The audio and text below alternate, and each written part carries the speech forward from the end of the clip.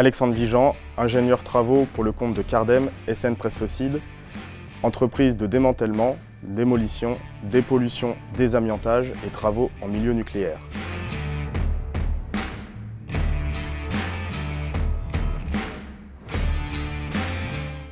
Le site est une ancienne usine de peinture et de solvants. Le projet consistait au désamiantage et au démantèlement de l'ensemble du site jusqu'au terrain naturel. La complexité de cette opération est la gestion des déchets d'amiante, de produits CMR, de déchets dangereux et de pollutions diverses.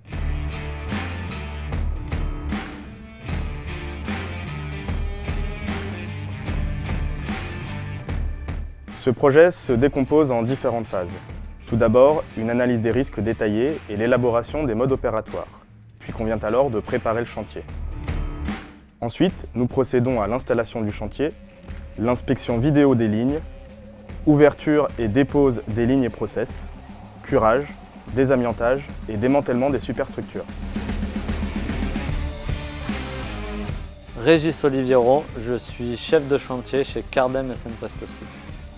Le chantier s'est déroulé en 3 grandes étapes. La première, la dépose de ligne. Toute la difficulté, c'est de pouvoir anticiper la présence de matières dangereuses. Pour ce faire, nous avons réalisé des perçages en point haut, puis passé en endoscope. Vient ensuite la vidange en point bas des produits repérés. Et pour finir, la dépose des tuyauteries et le rinçage. La deuxième étape consistait au désamiantage.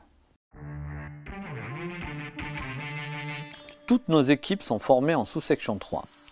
Leurs équipements de protection individuels ont été définis en fonction des niveaux d'empoussièrement attendus, ici en niveau 1. La maîtrise de l'empoussièrement a été réalisée au moyen de dispositifs de brumisation et d'aspiration très haute efficacité. Karine Béchard, responsable technique amiante chez Cardem SN Prestocide.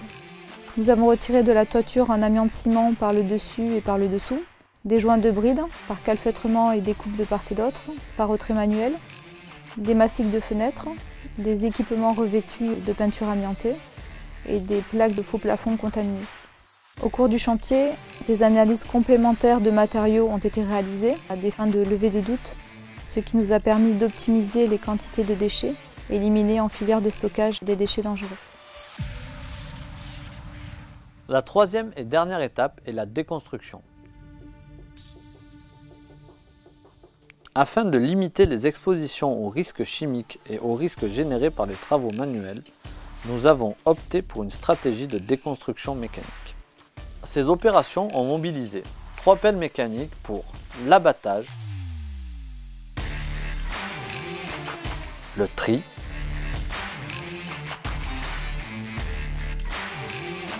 la découpe.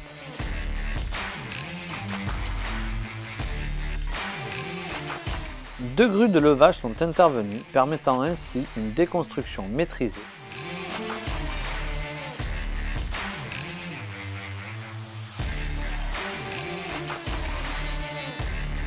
Une équipe d'oxycoupeurs est intervenue en renfort des opérations de déconstruction.